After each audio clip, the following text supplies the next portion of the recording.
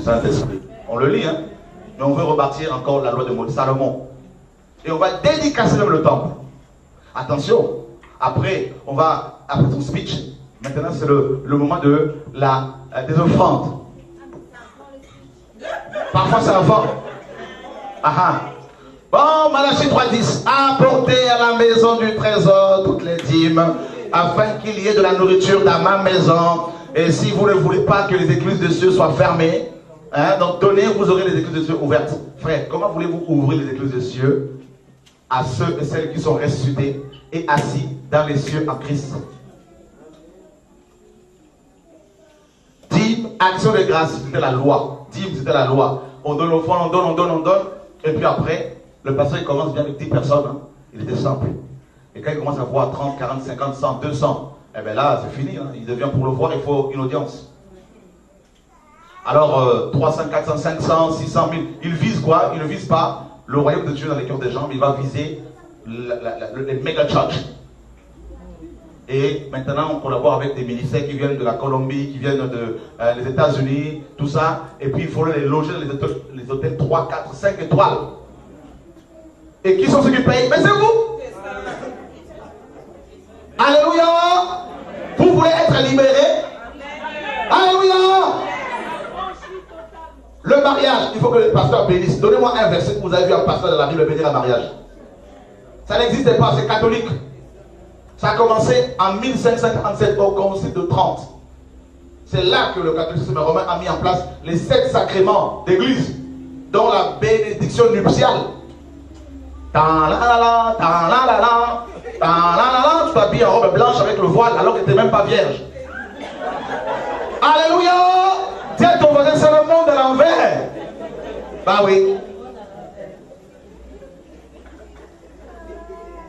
Oh Seigneur, aide-nous. Et le pasteur, vous allez voir après quelques temps, il a un gros 4x4. Climatisé, teinté, fumé, tout ça. Et puis après, villa piscine. Et puis il est tout le temps dans les airs en train de voyager. Et toi, tu n'as jamais pris l'avion parce que le billet coûte cher. Alléluia! Et puis attention, l'anniversaire de l'église et l'anniversaire du pasteur. Mais toi, quand est-ce qu'on va fêter ton anniversaire à l'assemblée? Oh Seigneur, aide-nous. Et attention, nous sommes tellement devenus des sectes qu'on est fiers d'être baptistes. Moi, je suis baptiste. Moi, je suis pentecôtiste. Moi, je suis des assemblées de Dieu. Moi, c'est la manne cachée. Moi, c'est l'église Elim. Moi, c'est l'église. Moi, c'est les témoins de Jéhovah. Moi, c'est catholique. Jésus ne connaît pas tout ça. Il a dit, moi, je bâtirai mon église.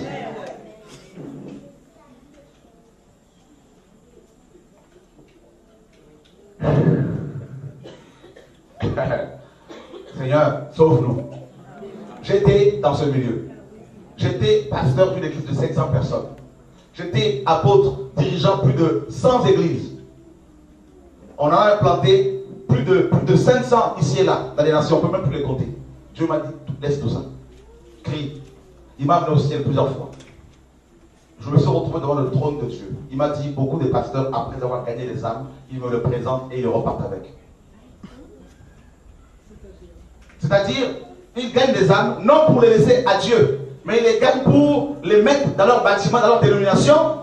Et s'il y a des conférences comme ce soir, et que ces âmes vont là-bas, elles vont avoir affaire à ces pasteurs. Est-ce que vous savez que dans la Bible, les chrétiens baptisaient eux-mêmes les gens? Aujourd'hui, c'est des pasteurs, les anciens, les vieux qui baptisent seulement. Mais toi qui es chrétien depuis 5 ans, 10 ans, tu n'as jamais baptisé quelqu'un parce qu'on t'a dit que ce n'est pas toi de faire ça. Jean chapitre 4 verset 1 nous dit que c'était les disciples de Jésus-Christ qui baptisaient. Qui est disciple de Christ ici? Eh bien, Dieu t'a appelé aussi à baptiser. Alléluia.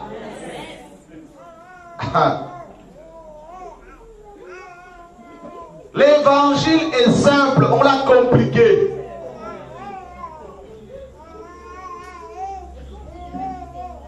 Quand on dit de ne pas quitter nos assemblées, Hébreux 10, 25, ça c'est un des versets clés des pasteurs. N'abandonnons pas nos assemblées. Le mot assemblée ici c'est synagogos. D'accord? En fait, il ne faut pas abandonner la communion fraternelle. Parce que le verset 24 de ce passage, n'est-ce pas, explique le verset 25. Lors des réunions d'église, nous nous excitons, nous nous encourageons aux bonnes œuvres. C'est ce que le verset 24 dit. Mais une assemblée qui ne t'encourage pas à la sanctification, à la sainteté, qui ne te pousse pas à chercher le ciel, non pas les biens de ce monde, l'évangile de la prospérité comme on l'enseigne là, qui nous conduit à l'enfer. Une telle église qui ne t'enseigne pas le ciel, la croix, la sanctification, la sainteté, la crainte de Dieu, le retour de Jésus, c'est une église que vous devez quitter. Maintenant vous me direz pour aller où? Mais pour aller vers Dieu, c'est simple. Et Dieu vous montrera maintenant qui sont les vrais chrétiens avec qui vous allez prier ensemble. Alléluia. C'est ça l'évangile, frères et sœurs. À cause de cette parole-là que j'enseigne, je ne suis pas le seul. Ma vie est menacée. On m'envoie des voyous armés pour m'abattre. Parce que beaucoup de chrétiens sont délivrés. Délivrés des jougs des hommes. Une chorale. Il y a des sœurs, frères et sœurs qui ont des chorales qui aiment le Seigneur. Mais souvent, ces personnes vont chanter alors que l'auditoire est dans le péché. Maintenant, pour que la présence du Seigneur se manifeste un peu, il faut ramer. Comme une locomotive qui entraîne, vous voyez, plusieurs wagons, tout ça. Il faut. Et s'il y a une fausse note, on t'appelle au bureau. Ah, t'as pas bien chanté. Non, il faut qu'on arrête. On vend les livres, on vend les CD, on vend la parole de Dieu. Les écoles bibliques sont payantes. Paul a enseigné pendant 2 ans dans Actes 19 et 20 à l'école de Tyrannus. Et dans Actes 20, verset 33 là-bas, il dit: je ne désirais ni les vêtements, ni l'argent, ni l'or de personne. Mais dans nos écoles bibliques, là, à Paris, l'école de nos gens, pour être formé pendant 3 ans, il faut débourser 9 000 €. Les écoles bibliques des églises, parfois, chaque année, il faut débourser 600 €. Jésus-Christ a dit: vous avez reçu gratuitement. Donnez comment? Moi, je préfère suivre Jésus-Christ. Alléluia! C'est ça l'évangile. Et je vous assure, la révolution arrive à Guyane. Les boutiques vont fermer. Qui sont ceux qui vont les fermer? C'est pas moi, c'est vous. Avec la parole, vous allez élever l'étendard de l'évangile, frères et sœurs. Au nom de Yeshua. On brise le foyer. Il y a des femmes qui sont beaucoup plus soumises à leur pasteur que leur mari. Et la plupart des victimes, c'est vous les sœurs. Les femmes sont tellement sensibles. Oh chérie, le pasteur vient à la maison. La femme va s'exciter au point d'aller acheter de la viande pour le pasteur. Mais elle ne fait jamais de la viande pour son mari.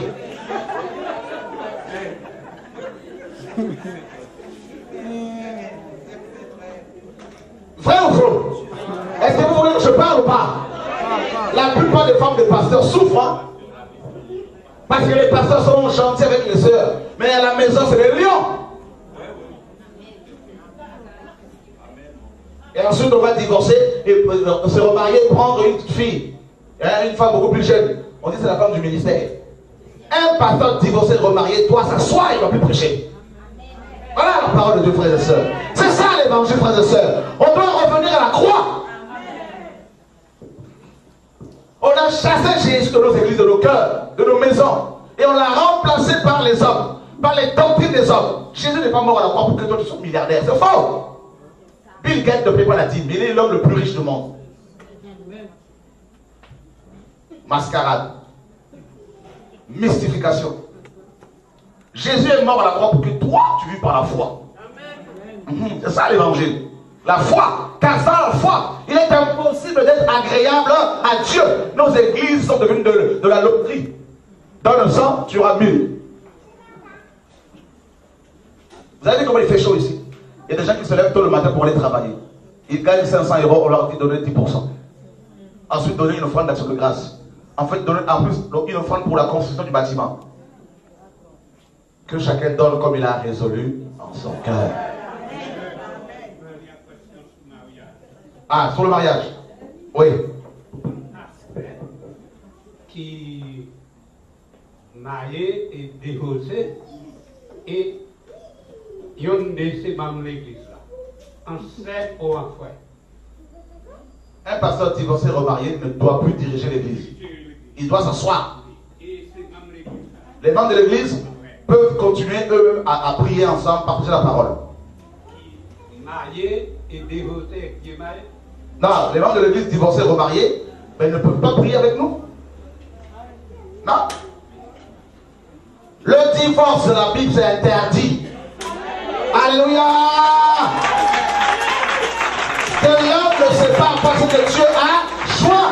C'est pas moi qui le dis, c'est la Bible qui le dit. Réfléchissez avant de vous marier.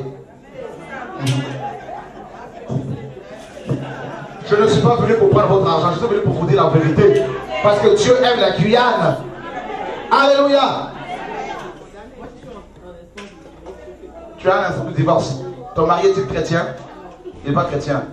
Toi, tu es chrétienne? Ok. Alors, c'est lui qui veut divorcer ou c'est toi? C'est lui. Ok. Donc, je te verrai à la fin. Hier encore, je lui ai demandé s'il voulait faire, il m'a dit oui. Ok. Est-ce que je peux le voir avec toi? Il ne voudra pas. Alors, demain, je ferai un enseignement sur la famille. Tu seras là demain? Je parlerai de la famille. Je toucherai ce point. Mais d'ores et déjà, tu peux lire 1 Corinthiens 7, 15. Alléluia. Vous voulez que je continue? Oui. Galates chapitre 5. J'ai une question. Oui, ma soeur. La femme divorcée, comment doit-elle être dans l'église? Femme divorcée et remariée ou divorcée simplement? Divorcée. Sans être remariée. Sans être remariée. Ok, ben, si elle n'est pas remariée et elle reste célibataire, elle peut effectivement, elle est là, prier avec les frères et sœurs, pas de problème. Mais il faut savoir si elle était mariée étant chrétienne ou païenne. Chrétienne. Chrétienne. Ah ben là, il faut qu'elle s'asseye pour voir s'il n'y a pas possibilité de pouvoir restaurer son couple. Voilà. Vous savez, frère, je vais vous dire une chose. Pourquoi je crie comme ça de la part? Pourquoi Dieu me pousse-t-il? En fait, pourquoi je parle comme ça? Pourquoi je prêche ce message? Dieu m'a amené plus de 7 fois en enfer. J'ai vu des hommes comme vous et moi en enfer en train de brûler. Et il m'a dit, va et libère mon peuple. Il m'a dit, si tu ne parles pas, je t'enlève. J'ai vu des chrétiens comme vous, plein en enfer. Parce qu'ils allaient à l'assemblée sans se soumettre à la parole de Dieu. Et il y aura beaucoup de surprises ce jour-là. Je vous dis, frère. Beaucoup vont aller voir le Seigneur pour lui dire, Seigneur, nous sommes baptistes. Le Seigneur dira, non, je ne connais pas. Nous sommes pentecôtistes, non, je ne connais pas. Seigneur, moi, j'ai plus obéi à mon pasteur qu'à toi. Est-ce que tu peux me sauver? C'est trop tard. Vous avez la Bible entre vos mains. Ce qui n'est pas écrit dans la parole, ne faites rien. La parole est claire, ne le faites pas. Nous sommes dans Galates chapitre 5.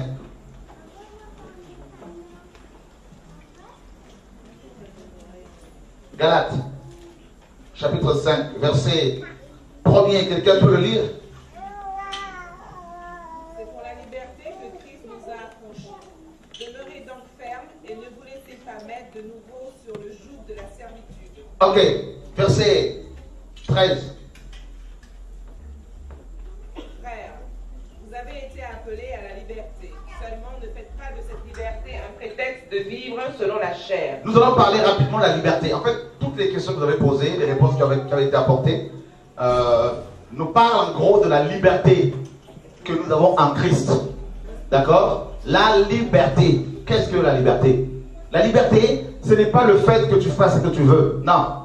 Ça, ce n'est pas la liberté. Selon la parole. Quand une personne libre est une personne qui ne fait pas ce qu'elle veut, mais elle fait ce que Dieu lui demande. Alléluia. Une personne libre n'est pas soumise à sa chair et à ses, n'est-ce pas, désirs. Car Galates 5 nous dit que les désirs de la chair sont contraires à ceux de l'esprit. Et il y a une opposition entre les deux. La chair veut manger tout le temps. La chair veut convoiter. La chair veut qu'on la voie. Montre tes formes, qu'on te convoite. Ça, c'est la chair. La chair est raciste. La chair est orgueilleuse. Voyez? Donc, si tu fais ce que tu veux, ça veut dire que tu es soumis à ta chair. Et si tu meurs comme ça, c'est l'enfer. Il faut qu'on te le dise, parce que la mort nous côtoie tout le temps. Comme ça, tu ne pourras pas dire que tu n'avais pas entendu. La chair n'aime pas la prière. La chair n'aime pas méditer la parole. Quand on commence à méditer un peu la parole, la chair commence à s'endormir. La chair n'aime pas qu'on lui dise la vérité. Quand on lui dit la vérité, elle sort de ses gants. La chair est souvent gonflée par les diplômes qu'elle a. Plus elle a des diplômes, plus elle est orgueilleuse. Elle est gonflée parce qu'elle a une belle voiture. Elle est gonflée parce qu'elle a une belle maison. Tout ce qui est matériel, c'est de là. C'est toutes des vanités de vanité. Ça, c'est la chair. Voyez? Et c'est pour cela que Yeshua est venu mourir à la croix pour nous rendre libres. Dieu m'a créé, Dieu t'a créé libre. Nous dépendions en Adam totalement de Dieu. Et Satan est venu, il a poussé Adam et Ève à consommer ce fruit de la connaissance du bien et du mal, c'est-à-dire le péché. Le fruit de la connaissance du bien et du mal a permis à Adam et Ève de connaître les profondeurs de Lucifer. Et c'est ça les œuvres de la chair. Et Adam était devenu, après sa chute, n'est-ce pas, esclave de la corruption, esclave du péché, esclave de sa chair, esclave des démons. Combien de chrétiens ne sont-ils pas esclaves de leur caractère? Ils aiment Dieu pourtant, mais ils ont du mal à contrôler leur caractère. Quand on les entend parler avec les frères et sœurs, il y a beaucoup de méchanceté. Il n'y a pas de douceur, il n'y a pas d'amour.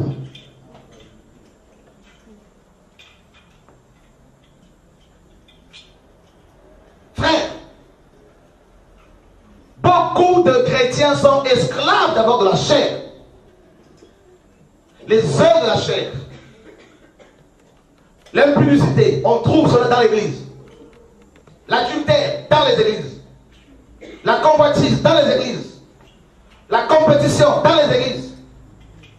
Les murmures critiques, dans les églises. Division, dans les églises. L'orgueil, dans la cupidité, dans les églises. Le commerce.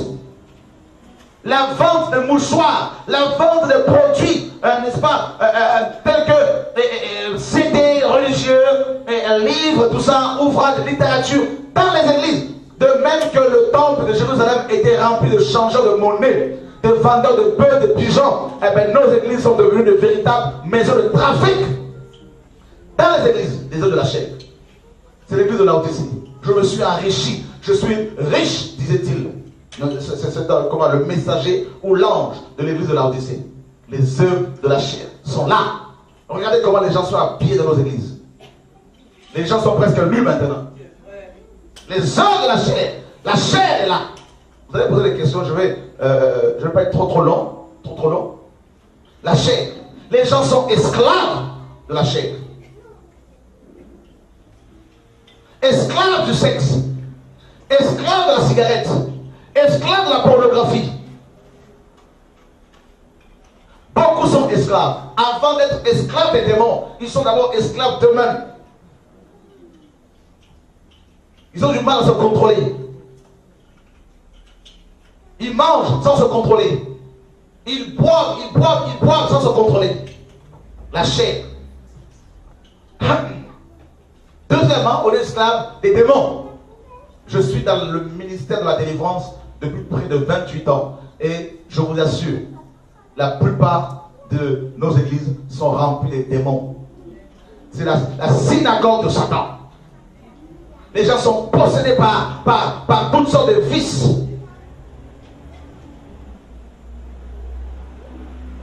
On voit de chrétiens, des satanistes, frères. Combien de sorciers ne viennent-ils pas me voir pour me dire comment ils travaillent avec des chrétiens, avec des pasteurs? Esclaves des démons. Les démons? Oh frère, regardez, quand le Seigneur est venu, il a trouvé dans les synagogues des démons qui avaient posé les gens. Voire même les démons même lui disaient dans les synagogues, qu'est-ce entre toi et nous? Tu es venu ici pour nous perdre. Ils se sentaient à l'aise dans les synagogues. Les gens sont possédés. Vous allez voir un couple un couple de païens qui se convertit, qui vont fréquenter une assemblée. Quand ils étaient païens, ils étaient heureux. Ils se convertissent. Et puis ils commencent à avoir des problèmes. Et demain, ils vont divorcer. L'attaque de démons. Les gens sont esclaves. Paul dit dans Romains 7, je ne fais pas ce que je veux, mais je fais ce que je hais. La possession démoniaque. Les gens sont possédés. possédé par les hommes. Troisièmement, le joug des hommes. Si tu as peur d'aller prier ailleurs à cause de la réaction de ton pasteur, sache que tu es son esclave. Parce que la peur de l'homme tend en piège, nous dit Proverbe. Tu n'es plus libre. Si tu as peur de ce que ton pasteur peut dire sur toi, c'est que tu es devenu, sans te rendre compte, son esclave. Tu es sous son joug. C'est pour cela que Paul disait, vous avez été, n'est-ce pas, rachetés, c'est pour la liberté que Christ vous a appris. Ne devenez pas, ne vous mettez pas sous le joug de l'esclavage. Si tu as peur de ne pas aller à la répétition de ta chorale, parce que ton pasteur peut parler, parce que ton dirigeant peut parler, tu es devenu esclave. Tu ne fais plus les choses par conviction, tu le fais par contrainte. Si tu as peur de ne pas payer ta dîme, alors que c'était la loi, tu peux la payer. Parce que ton pasteur peut voir que tu n'as pas payé. Sache que tu n'es plus, n'est-ce pas, esclave de Jésus-Christ, mais tu es devenu esclave de ton pasteur, de ta dénomination. Tu es esclave d'abord de l'homme, esclave de ta dénomination, esclave de la doctrine qu'on t'a inculquée. Tu as été formaté. Esclave. Comme les Hébreux en Égypte, qui, n'est-ce pas, travaillaient, construisaient des magasins pour Pharaon. Eh bien, c'est exactement ce qui se passe dans la majorité de nos églises. Dieu m'amène au ciel, il me dit, beaucoup de pasteurs, après avoir gagné les âmes, ils me le présentent et le repartent avec. Parce que ces âmes sont devenues leur, n'est-ce pas, propriété. C'est pour cela qu'ils vous disent, ce sont mes âmes, ce sont mes brebis que vous avez pris. Voyez, frère, l'heure est grave. C'est pas seulement en Guyane. Dieu m'envoie partout dans les nations pour parler de ce message, pour crier. Je vous assure, je vois des chrétiens qui ont tellement peur de leur pasteur. Ils ont tellement peur de la malédiction. Ils ont tellement peur de faire des reproches à leur pasteur. Parce qu'ils sont soi-disant loin de Dieu. Frère, ils sont devenus esclaves des hommes. C'est pour cela que des mariages sont brisés. C'est pour cela que des gens qui avaient leur commerce sont, n'est-ce pas, en faillite. À Martinique, une femme est venue me voir. J'étais à Martinique, elle va venir aussi. Elle me dit, pasteur, frère, prie pour moi, parce que j'ai une boutique et je suis en faillite. Je dois près de 19 000 € à l'État français. Et j'ai donné 9 000 €, plus de 9 000 € de dîmes à mon pasteur. Je lui ai dit, je ne veux pas prier pour toi, va te repentir devant le Seigneur parce que tu as mal géré son argent, tu as donné ton argent à ton roi.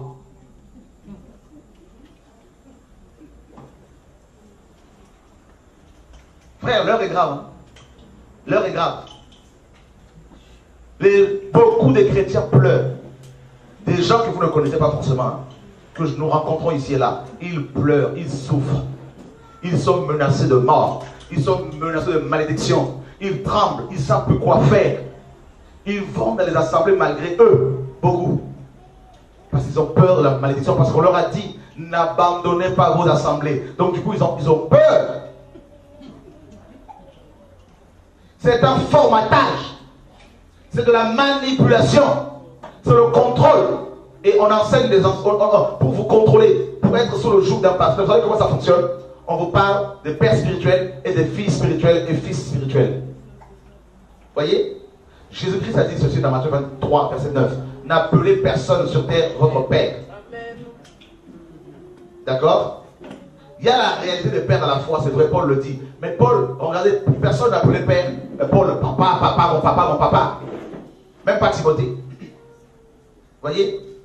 Et regardez bien, aucun disciple de l'église, de la Bible, n'a appelé un homme mon pasteur. Quand on leur posait la question, qui est votre pasteur? Ils disaient Jésus, le bon berger. 1 Pierre 2, 25. Voyez, frères et sœurs? Donc, on va vous enseigner, donner des enseignements du genre père spirituel qui est au-dessus, fils spirituel en dessous. Donc, le père spirituel est devenu votre couverture spirituelle. On enseigne beaucoup sur la couverture spirituelle. Les églises, il y a des églises où on vous parle des mentors, des leaders, le leadership. Ils mettent trop l'accent sur le leadership. Alors il faut mettre l'accent sur le G12. C'est de la sorcellerie, mes amis, du vaudou, c'est de la magie, c'est un enseignement qui sort de l'enfer. L'Esprit dit expressément que dans les derniers temps, quelques-uns abandonneront la foi pour s'attacher à des esprits séducteurs et des doctrines des démons. C'est une pyramide. Au sommet, vous avez Lucifer. Mais dans les églises, au sommet, c'est le pasteur. Et vous êtes en dessous, au pied de la pyramide, en bas, et contrôlé. Rappelez-vous bien de ceci. Seul Jésus est le chef de l'église. C'est-à-dire, képhale en grec, la tête de l'église. Seul Jésus. Et la seule hiérarchie dont il est question dans la Bible par rapport aux hommes, c'est 1 Corinthiens 11, où on dit que l'homme est le chef de la femme. C'est-à-dire, mes sœurs, vos chefs, littéralement vos têtes, ce sont vos maris et non vos pasteurs.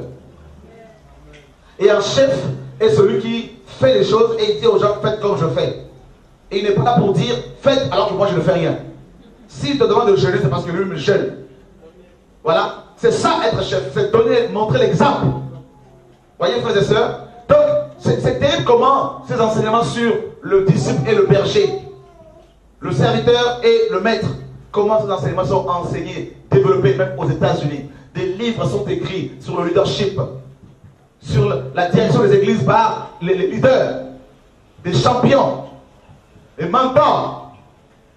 Et les gens se mettent volontairement sous l'autorité de ces hommes. Et ils sont contrôlés. Même spirituellement, il y a un contrôle qui s'exerce sur vous, même à des kilomètres. Voilà pourquoi des pasteurs, quand ils commencent des églises, beaucoup vont chercher des mentors aux États-Unis, en Amérique du Sud, en Colombie, ici et là, et ils se mettent sous leur joug. Et ces mentors viennent dans les assemblées pour les ordonner pasteurs, apôtres, prophètes. Et ils mettent, il y a un démon qu'on appelle le démon d'autorité, dont il est question dans Éphésiens 6. Car nous n'avons pas à lutter contre la chair et le sang, mais contre les principautés, contre les autorités. Ce sont ces démons-là qui viennent et qui vous contrôlent, qui vous dominent.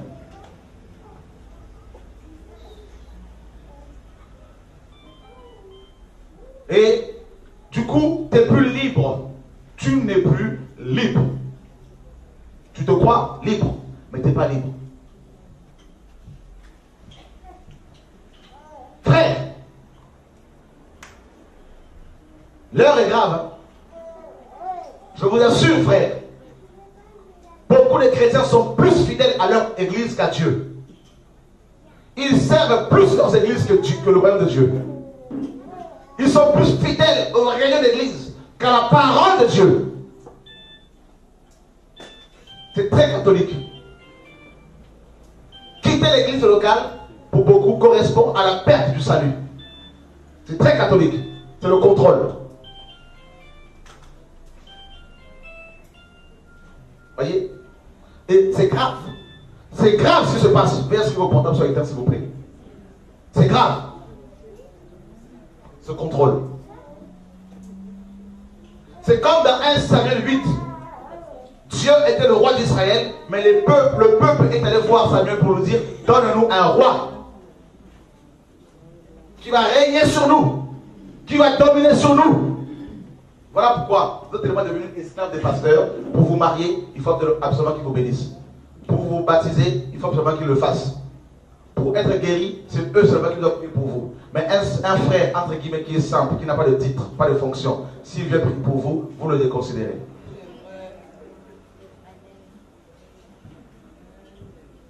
Tout est focalisé sur le pasteur, l'apôtre, le prophète, le bishop, le grand conférencier. Parce que vous êtes sous les jougs. 1 Corinthiens 7, 23. Je ne suis pas venu pour bâtir une église. Je ne suis pas venu pour vous dire quittez vos églises. Ce n'est pas ça le message. Je suis venu pour vous dire Jésus-Christ revient. Il est temps maintenant que vous sortiez de vos prisons, que vous vous repentiez, n'est-ce pas? Parce que nous avons, vous et moi, nous avons contribué à l'avancement du royaume de Satan, de la religion. Oui, frère.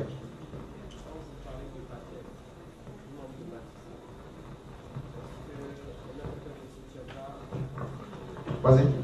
Quelqu'un qui ne se tient pas dans la sainteté a envie de baptiser quelqu'un d'autre. Non, je parle de vrais chrétiens. Ça, il faut le préciser. Ah ben, on comprend aussi quand même mon langage. C'est-à-dire quand je dis tout le monde, je parle des disciples. Je qui parle de Jean 4. Vie selon la parole de Dieu. Les disciples de Christ. J'avais donné Jean 4 tout à l'heure. 4.1. Voyez, donc, Quelqu'un peut-il nous lire 1 Corinthiens 7, 23? Vous avez été rachetés à un grand prix. Ne devenez pas esclaves des hommes. Vous avez été rachetés à un grand prix. Ne devenez esclaves des hommes. Rachetés à un grand prix. Vous vous rendez compte? Dieu a versé son sang à la croix pour que toi et moi soyons libres. Mais nous-mêmes, nous voulons nous mettre sous l'autorité des hommes.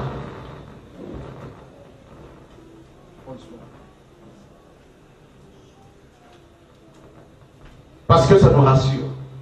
Parce qu'il y en a même qui poussent loin l'enseignement sur la couverture spirituelle au point de vous dire que vous êtes protégés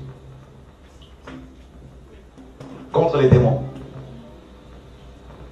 Mais quand le pasteur s'endort, qui nous protège?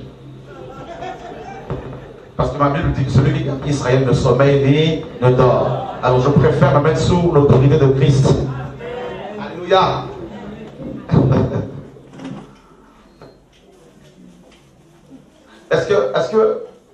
Est-ce que vous réalisez qu'il y a beaucoup de gens qui sont esclaves? Est-ce que vous le réalisez? On peut être aussi esclave de l'ignorance. Esclave de l'ignorance. C'est-à-dire, en tant qu'ignorant et chrétien, tu ne connais pas tes droits et tes devoirs. Ton identité, qui es-tu? Tu es disciple de Christ. Si tu le sais réellement, tu es enfant de Dieu. Tu es héritier. Tu es la lumière du monde. Le sel de la terre.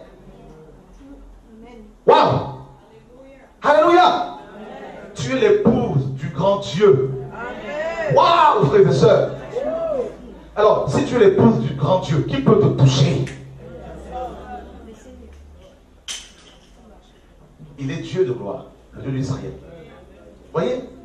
Donc, écoutez, ça c'est ton identité. Tu es en même temps, tu as une position, tu es au ciel. Et beaucoup de chrétiens ne connaissent pas leur identité, leur position. C'est pour cela qu'ils vont toujours se mettre volontairement sous le joug des hommes. Oui. J'aimerais que vous expliquiez quel est le fonctionnement de l'âme. L'âme. L'âme, n'est-ce pas? Psyché, en grec. Psyché. Nous parlons simplement des émotions. En fait, selon Lévitique, chapitre 17, verset 11. On peut le lire? Je vais toujours répondre sur la parole. Pour ne pas que l'on dise, ce monsieur a inventé plein de choses. Lévitique 17, 11 à 14.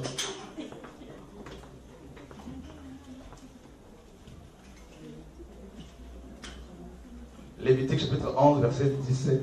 Non, 17, 11 à 14. Quelqu'un peut le lire? Car l'âme de la chair est dans le sang. Car l'âme de la chair est dans le sang.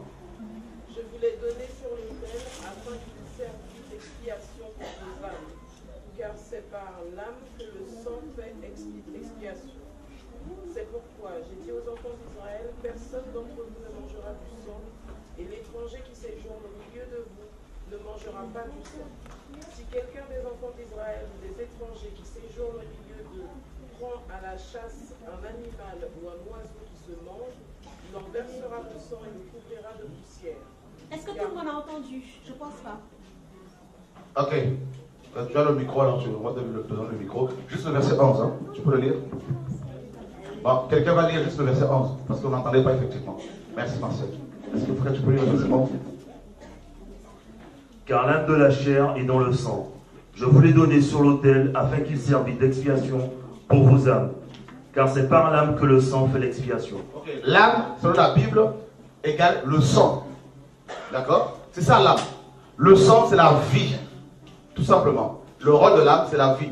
Avec l'âme, donc le sang te permet, n'est-ce pas? Donc l'âme te permet d'être en mouvement et puis surtout d'être conscient de la vie matérielle. Hein, la vie du monde. C'est ça l'âme. Donc les émotions, les sentiments, tout simplement.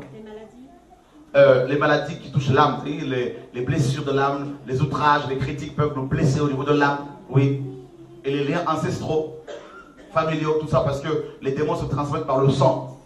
Donc quand un esprit qui vient dans un nouveau-né avec son âme, Dieu il connaît cet esprit, cette âme depuis dans le sein maternel. Donc, c'est-à-dire que quand un esprit qui naît dans un nouveau-né, il n'a pas été créé et mis dans le nouveau-né. Il existait déjà avec son âme. Le démon? Non. Le nouveau-né, avec l'esprit et l'âme, qui accompagne ou qui rentre dans le nouveau-né. En fait, on reçoit des démons, ce qu'on appelle l'héritage, les héritages familiaux. On le reçoit par le sang. Donc le sang spirituel, il faut voir ça comme ça aussi. Le sang spirituel est contaminé. Donc du coup, on ne donne que ce que l'on a. C'est comme Adam, quand Adam est tombé dans le péché, il a transmis le péché à tous ses descendants, donc toi et moi. Tous ont péché et sont privés de la gloire de Dieu à cause d'Adam et Ève.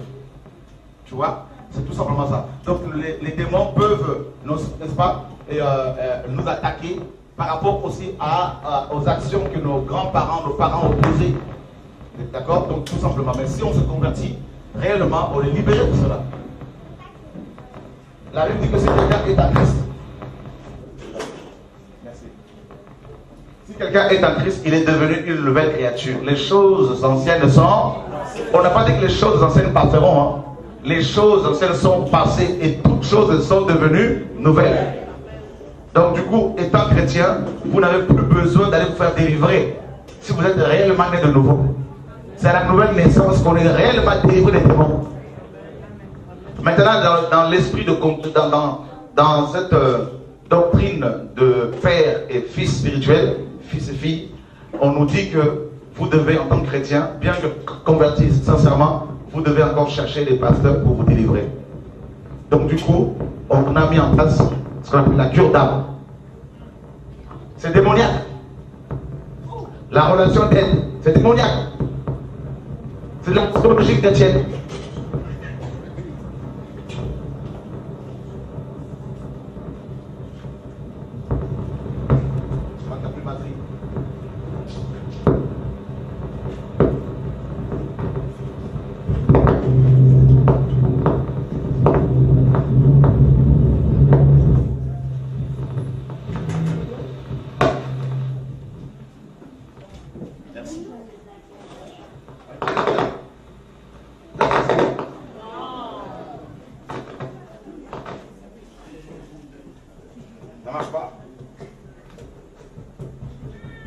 Alléluia, gloire à Dieu. Bon, je vais enseigner sans micro. On m'entend? Oui. C'est parfait. Quand le Seigneur enseignait, il n'y avait pas de micro non plus, donc c'est bon. Alors, vous voyez, on a pour vous contrôler, pour que les hommes qu'on appelle pasteurs, apôtres, docteurs, vous ne contrôlez pas tous, il y en a qui sont sincères, qui sont vrais. Pour vous contrôler, on a mis aussi, on a développé des enseignements qui viennent de l'enfer, tels que la relation d'aide. C'est-à-dire le fait que tu sois dépendant d'un thérapeute qui doit te suivre pendant quelques temps pour que tu sois guéri au niveau de l'âme. C'est de la sorcellerie. C'est Freud qui est rentré dans l'église. D'accord? C'est Mund Freud, c'est-à-dire c'était un Allemand qui est à la base de la psychanalyse, tout ça. Et vous voyez comment on vous pousse à être contrôlé par les hommes. Alors que c'est le Père Céleste qui nous guérit. Je suis l'Éternel qui te guérit. Est-ce qu'on peut l'acclamer, frères et sœurs? Alléluia.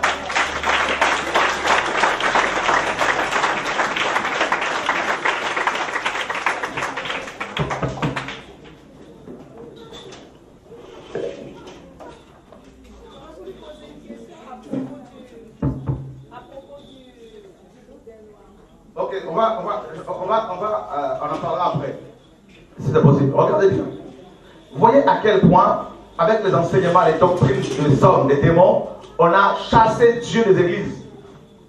Vous avez vu dans Apocalypse chapitre 3, verset 20, la conclusion de cette lettre adressée aux sept églises. Cette conclusion est dramatique. Au début, dans Apocalypse 1, Jésus marchait au milieu de sept chandeliers d'or. Il était au sein de l'église, des églises. Dans Apocalypse 3, 20, c'est dramatique. Il dit, voici je me tiens à la porte et je frappe. Il se tient à la porte des églises. qui l'ont chassé. Et on utilise ce passage pour les païens. Non! C'est pour les chrétiens qui avaient reçu la parole de Dieu à la naissance de l'Église il y a 2000 ans et qui, au fil du temps, ont chassé Dieu et ont remplacé Dieu par les hommes, par les fausses doctrines. L'abomination de la désolation s'est établie dans les églises. C'est pour cela qu'il y a des thérapeutes qui doivent vous diriger, vous enseigner. C'est pour cela qu'il y a ce contrôle qui s'exerce sur vous. Cette manipulation. Il y a même des pasteurs qui sont sincères, mais malheureusement, ils ne font que retranscrire ce qu'on leur a donné. Et c'est pour cela, frères et sœurs, la délivrance viendra comment? Votre délivrance. C'est pas en allant vous faire imposer les mains. C'est d'abord en priant Dieu réellement chez vous, avec les frères et sœurs qui craignent le Seigneur, et c'est alors que Dieu va commencer à vous illuminer, à vous éclairer. Alléluia. Voilà. La délivrance. Donnez-moi un seul verset où vous avez vu Pierre faire de la cure d'âme. Ces fiches qu'on vous donne à remplir. Il n'y a pas. Ça n'existe pas. Les frères et sœurs confessaient leurs péchés.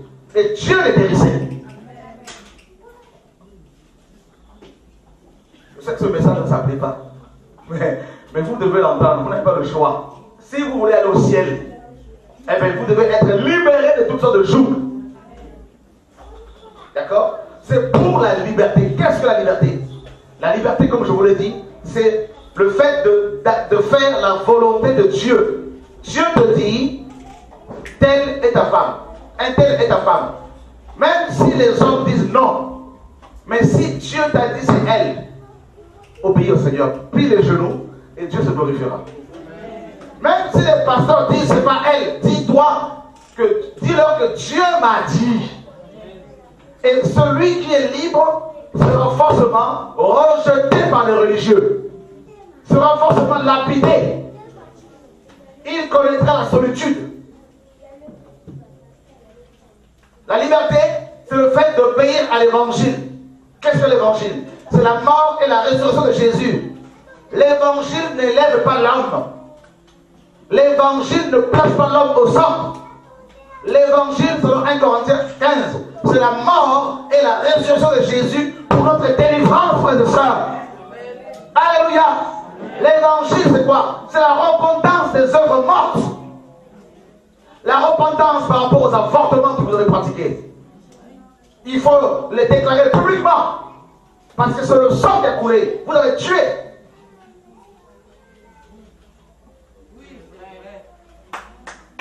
L'évangile, c'est le fait de dire que c'est la lumière qui vient sur ta vie.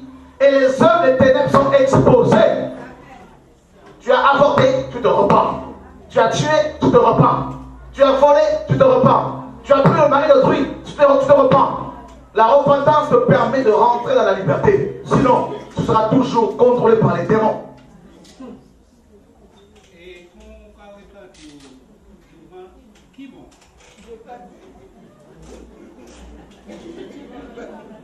Devant le peuple.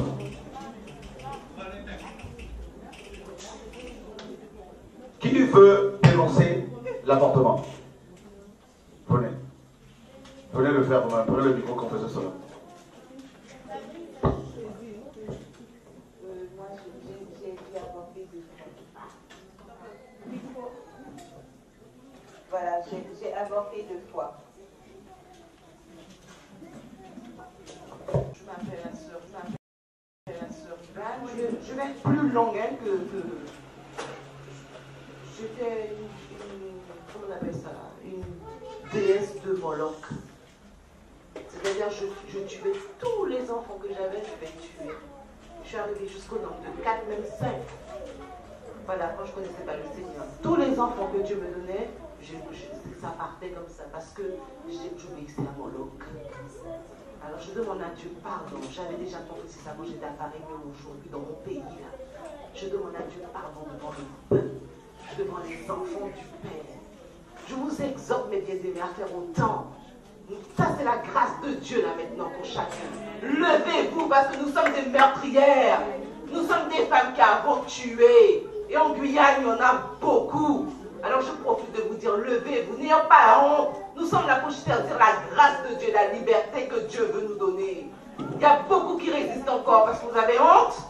Dieu a dit que si tu as honte de lui, tu auras honte aussi de toi. Alors ne joue pas avec ça.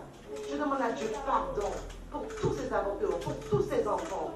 Que le sang, Seigneur éternel, mon Dieu, tu le sais. Aujourd'hui, tu m'as donné un petit garçon, je te remercie.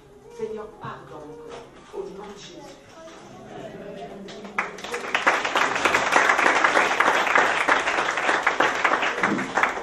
Moi, c'est Sœur Audrey, et je viens confesser devant le Père, devant le peuple, et je demande pardon. J'ai fait 2 avortements, à l'âge de 17 ans et à l'âge de 19 ans. Aujourd'hui, j'en ai 29, et le Père m'a fait grâce. 3 ans de ça, j'ai un petit garçon. Merci Seigneur.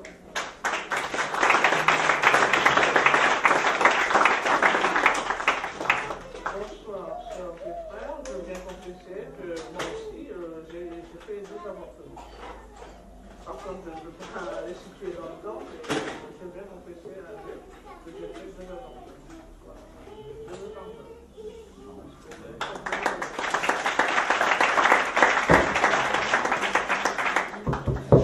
Bonsoir à tous. Donc, moi aussi, je viens confesser un avortement à l'âge de 21 ans. Je n'étais pas encore chrétienne, mais bon voilà. Je l'avais déjà confessé, mais là, je souhaite le confesser devant le peuple et devant le Seigneur.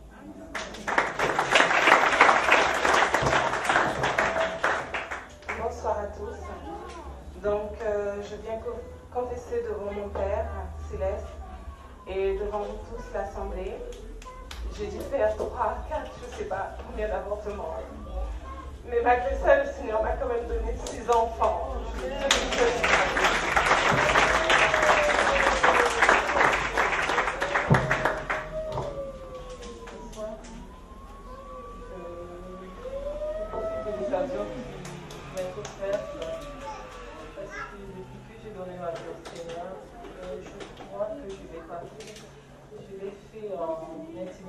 j'ai demandé plusieurs fois au Seigneur pour autant d'avortements que j'ai eu à faire. Et là, je crois que le Seigneur m'a écouté. Et si je peux me libérer de cela, que je demande pardon au Seigneur et pardon à tous qui sont là parce que je sais ce que c'est que des enfants. Et je n'en ai pas eu après mon mariage. Je ne sais pas, peut-être parce que je n'avais pas encore fait ce pacte devant le peuple, mais je demande réellement pardon au Seigneur. Et je pense que le frère, il ne me connaît pas, mais j'ai eu à le contacter par téléphone, parce que c'est un pasteur que j'ai suivi sur Internet. Et là, la dernière fois, j'ai rencontré une soeur qui m'a dit, et je t'invite, il y a le pasteur Chora, je dis, je connais, j'étais à Paris dans son église, mais on ne s'est jamais rencontrés. Je l'ai appelé une fois, il m'a dit, je remercie le Seigneur parce que franchement, je sais ce que j'ai vécu depuis ces années-là, le temps de sang que j'ai eu à verser. Et je crois que je reçois mon pardon ce soir.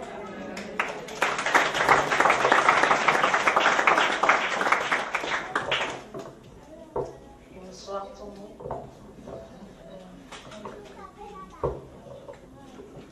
En fait, je vais traduire pour elle parce que c'est pas pour parler français.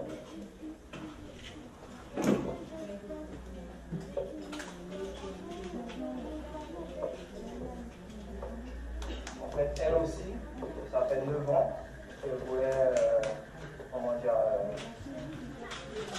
inventer l'enfant qui se trouve si près là. En fait, on est venu avec le plus grand là. Que Dieu la pardonne.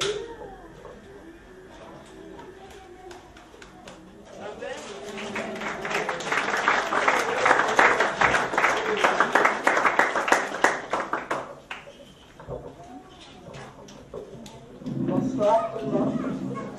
Bonsoir, moi je m'appelle Maureen. Je vais confesser devant Dieu, devant le peuple. En fait,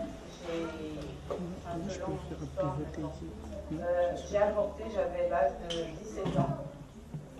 Et cet avortement m'a coûté cher, j'ai failli mourir.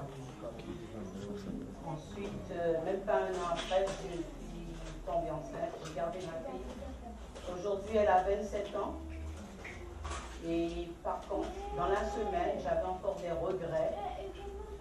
Je me dis, si j'avais gardé cet enfant, j'en aurais eu 2, j'aurais été heureuse, elle aurait été un petit peu plus près de moi. Parce qu'avec celle que j'ai, il y a des difficultés, mais Dieu fera.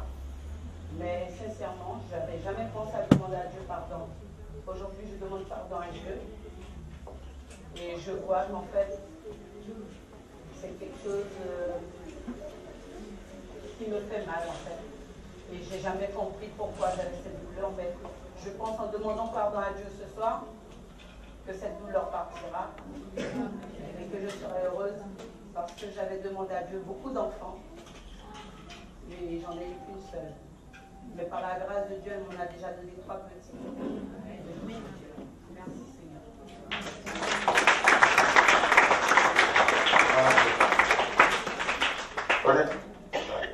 La liberté. Vous voyez, le fait de déballer les ténèbres comme ça, c'est ça être libre. La liberté. Le Seigneur, la confession comme ça, là, fait que Satan, il part, les ténèbres s'en vont au nom de Jésus.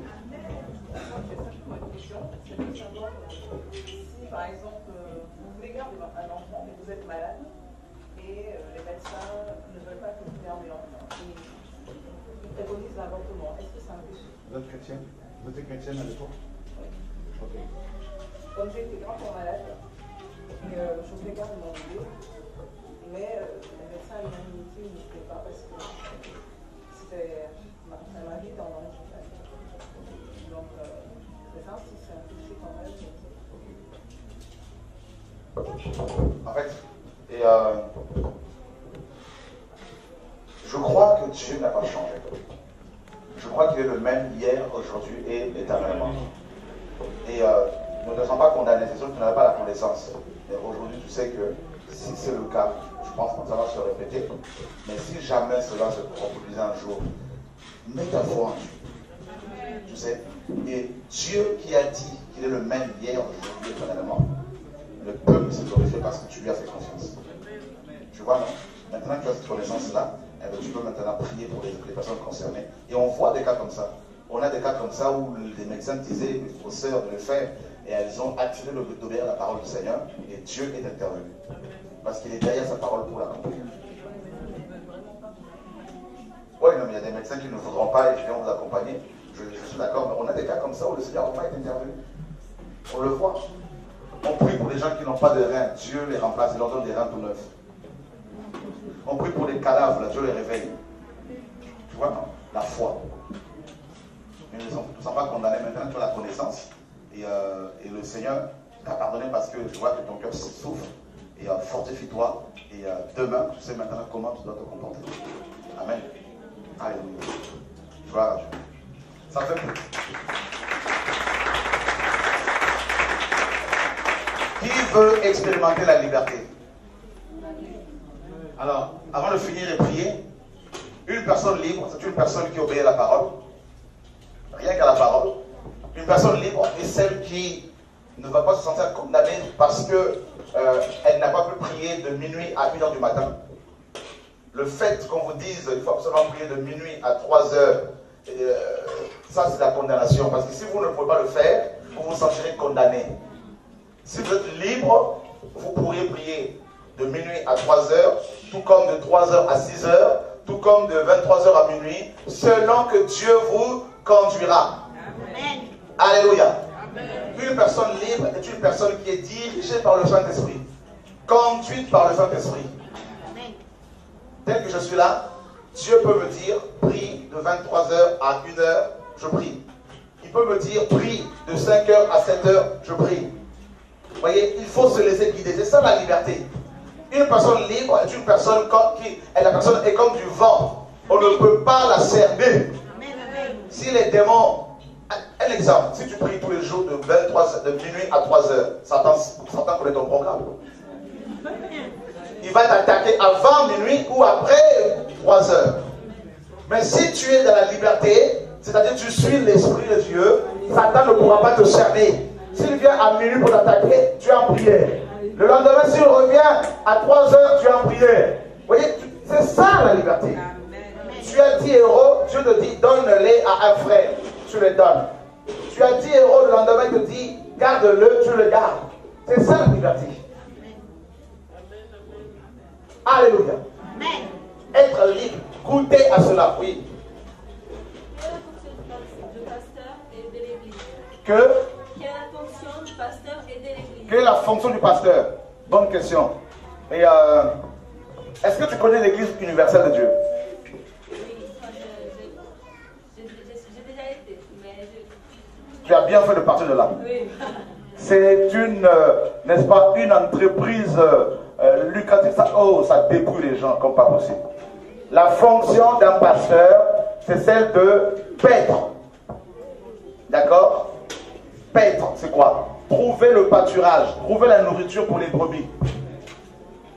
Or, aujourd'hui, ce sont des brebis qui sont obligés de trouver de la nourriture pour les bergers.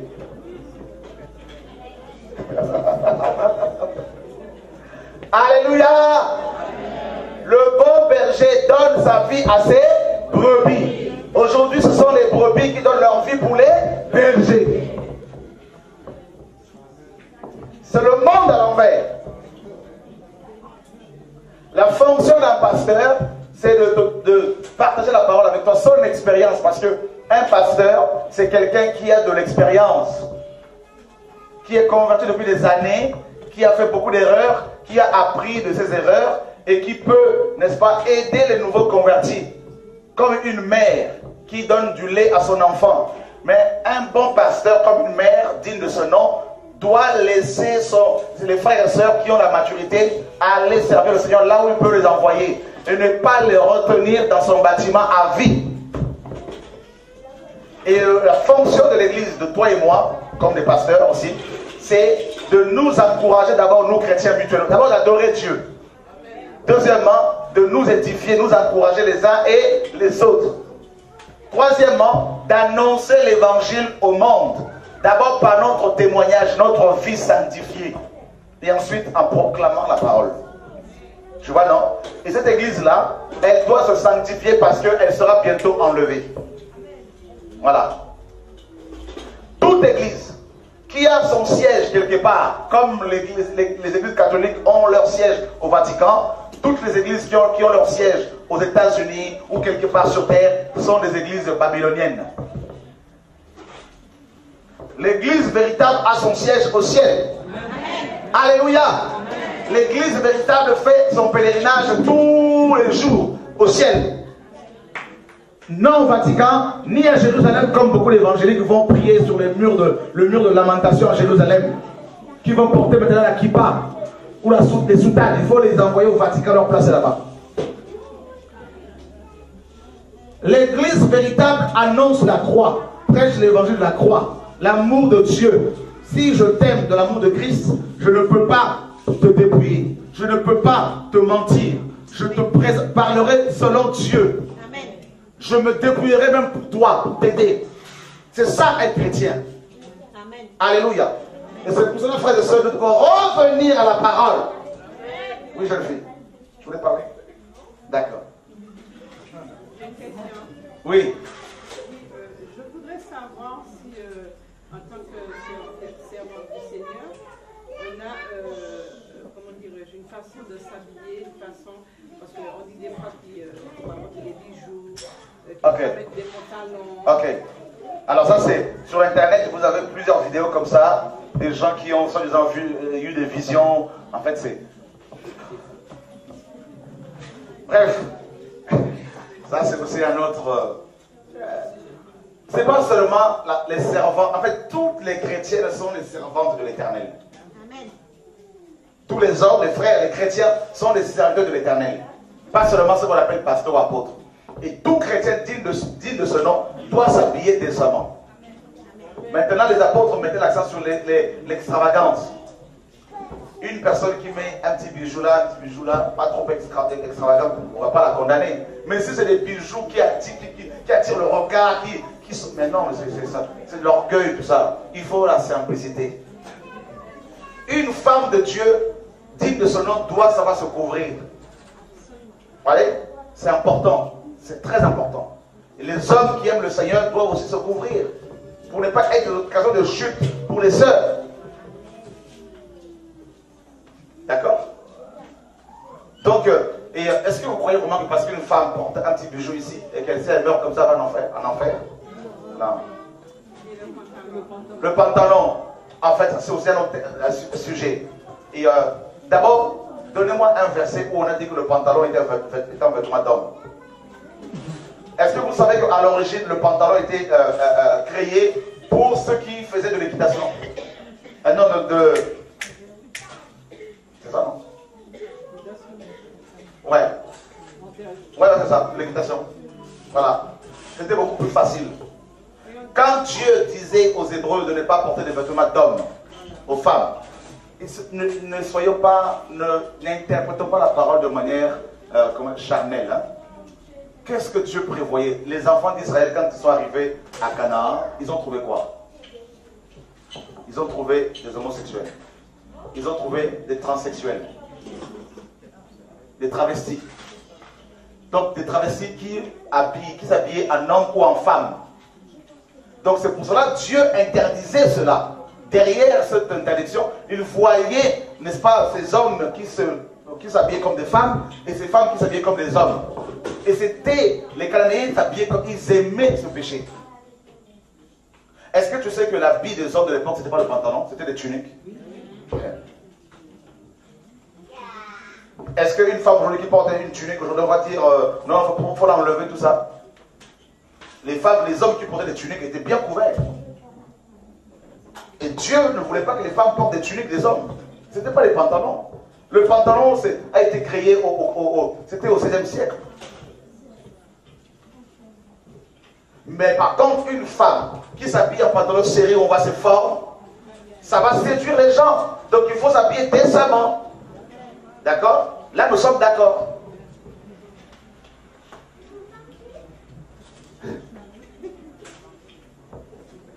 Les sœurs qui portent des talons, là, dites-moi, là, vous savez qu'à l'origine, les talons, c'était pour compenser la taille des femmes qui n'étaient pas contentes du fait qu'elles étaient petites.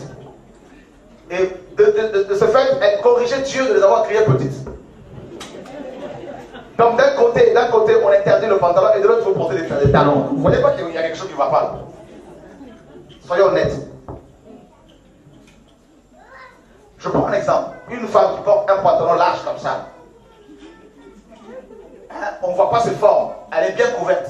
On va dire qu'elle est en train elle va en faire comme ça. Non, ne soyons pas... Vous savez, regardez, ce livre-là est une épée.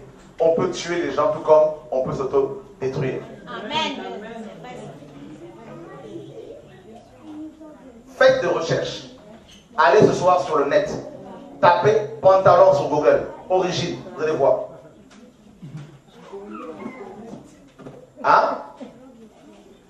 Je suis d'accord, j'insiste, hein, que la plupart des pantalons que les femmes, les leggings, tout ça, là, il faut les brûler. Parce que ça, là, c'est carrément de la prostitution. Nous sommes d'accord. Ça, c'est des choses qui sont créées pour mettre en valeur le corps de la femme ou de l'homme. C'est de la sorcellerie. Là, nous sommes d'accord. Hein? Voilà. Là, on est d'accord. Ça, ce ne sont même pas les pantalons qui étaient... il y a des pantalons que certaines femmes mettent, qu'un Dieu, qui sont très larges. Hein? C'est quoi un pantalon? C'est un habit où il y a où les jambes sont départagées. Mais ça peut être très large. Mais les leggings, tout ça, les pantalons, les jeans serrés, tout ça, les sœurs, s'il vous plaît.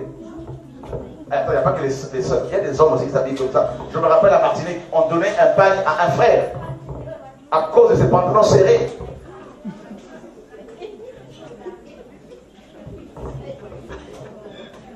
Ici, là, je vois aussi des choses terribles aussi. Hein. Que Dieu nous aide. Il faut une vraie délivrance. Alléluia. Est-ce que vous voulez qu'on revienne à la parole de Dieu? Oui, une dernière question, à compris. Non, on n'a pas vu de femmes pasteurs dans la Bible. Est-ce qu'elle peut enseigner? Oui, si l'esprit l'a poussé. Quand Paul disait qu'il ne permettait pas à la femme d'enseigner, ça c'était Paul par rapport au désordre qu'il y avait. Mais il n'a jamais dit que Dieu n'a pas donné des ministères pour partager la parole aux femmes. On voit même Aquilas et Priscille qui avaient enseigné, n'est-ce pas, un grand apôtre Apollos dans 1 Corinthiens 18. Donc, maintenant, qu'est-ce qu'un enseignement? Une sœur qui partage un verset pendant une seconde, une minute. On peut dire, ah, vraiment, tu nous as enseigné. Est-ce que les femmes ont-elles le Saint-Esprit ou pas? Les chrétiennes. D'accord? Est-ce qu'elles ont des dons ou pas? Maintenant, quand l'église est née, Marie a-t-elle prêché la parole ou pas? Dans Acte 2. Elle a prêché ou pas, Marie? Elle n'a pas prêché la parole? Non, dans Acte chapitre 2, quand l'église est née, il y a eu 120 prédications. Vous le savez, dans Acte 2. Vous ne savez pas ça? Mes amis. Oh! Mais quand l'église est née dans Acte 2, les 120 disciples ont parlé des merveilles de Dieu. Il y avait Marie, il y avait Marthe, il y avait, c'est écrit, hein? Marie de Magdala. Elles étaient remplies du Saint-Esprit et elles ont proclamé la parole aux Juifs qui étaient là. S'il y a de l'ordre quelque part, si c'est du désordre, si ça vient d'une femme, elle doit se taire. Si ça vient aussi d'un homme, il doit aussi se taire. Mais de là maintenant à museler les sœurs, dans ce cas-là, créer une église que pour les femmes. Paul dit dans 1 Corinthiens 14 qu'il est malséant à une femme de parler dans l'assemblée. On interprète ce passage-là littéralement et on empêche les femmes de partager la parole. Mais vous verrez que ce pasteur qui interdit les femmes de prêcher, il les laisse chanter. Il les laisse témoigner. Alors que Paul a dit qu'il est malséant à une femme de parler. Alors dans ce cas-là, appliquons littéralement cette parole. Parce qu'on ne comprend rien de la parole. D'un côté, il dit aux femmes qu'elles ne doivent pas parler, et de l'autre, il dit que la femme peut prophétiser. C'est comme s'il y a une contradiction, mais non, il n'y en a pas. C'est parce que, en fait, ces femmes, dans 1 Corinthiens 14, posaient des questions en utilisant un langage inapproprié. Voilà pourquoi Paul disait que c'est malséant. Que si elles voulaient s'instruire, elles devaient interroger leur mari à la maison. Donc Paul parlait essentiellement de femmes mariées, dont les maris étaient convertis et capables de les enseigner. Oui, en silence ici. Je crois que je choque les gens ici. Je crois que je vais te lapider là. Oui, parce que dans mon église, là où je vais prier, il y a les pasteurs femmes. Ok. Alors, est-ce que vous aimez la Bible? Est-ce que vous aimez la parole de Dieu? Est-ce que vous aimez Dieu? Ma soeur, est-ce que tu as déjà vu dans la Bible une femme pasteur? Non. Je prends un exemple. La femme samaritaine. Dieu l'a utilisée et elle a amené un réveil dans sa ville. Dieu peut utiliser une femme en témoignant la parole de Dieu pour qu'il y ait des conversions autour d'elle et une œuvre peut commencer. Mais l'erreur que beaucoup font, c'est quoi? Au lieu de rester dans leur ministère pour prêcher la parole ici et là, elles vont commencer à bâtir les églises, à diriger. Tu vois l'erreur? C'est ça.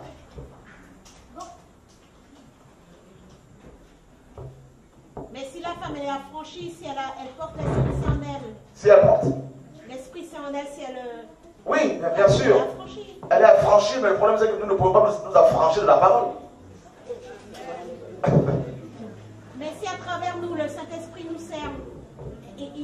Regarde. Est-ce que tu sais que beaucoup de gens vont dire au Seigneur, n'avons-nous pas chassé les démons par ton nom?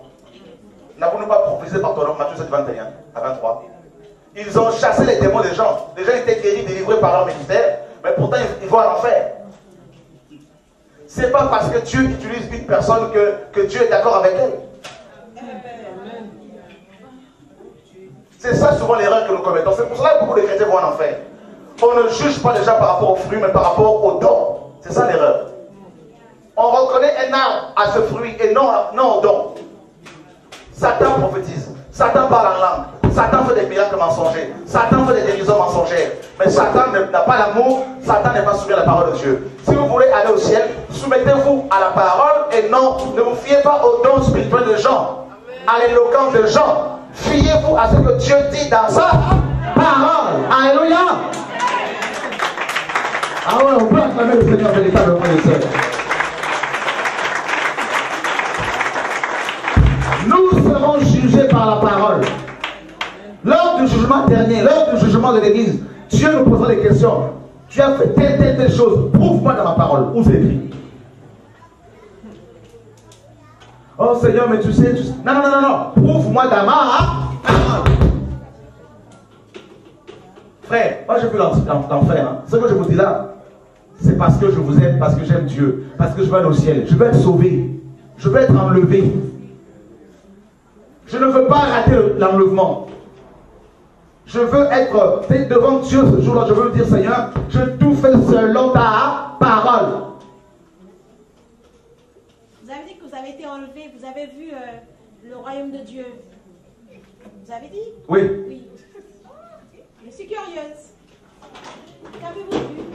J'ai vu la Nouvelle Jérusalem. J'ai parlé avec l'ange Gabriel longtemps. J'ai vu Michael, l'archange Michael. On m'a pris, on m'a amené dans le trône du Père, on m'a déposé dans ses bras. Il caressait ma tête. J'étais là, papa. Il me disait, mon fils, je t'aime. Le Père vous aime tellement. Le Père vous aime tellement. C'est pour cela qu'il veut que vous soyez délivrés et affranchis. Il n'est pas là pour vous condamner. Il n'est pas là pour condamner ses pasteurs. Il est là pour nous dire, il est temps maintenant que vous reveniez à moi. Comme le fils prodigue. Vous avez mené vos vies comme vous l'entendiez. Vous avez suivi vos propres voies, vos propres traditions, vos propres doctrines. Il est temps maintenant que vous reveniez. Qui est celui qui veut donner sa vie à Jésus-Christ ce soir? Si tu ne l'as jamais fait, si tu veux donner ta vie à Dieu, lève ta main. N'ayez pas honte. On est tous chrétiens, c'est une grâce. Qui n'est pas sûr d'être sauvé? Et qui veut être sauvé? Alléluia. Gloire à Dieu. Gloire à Dieu.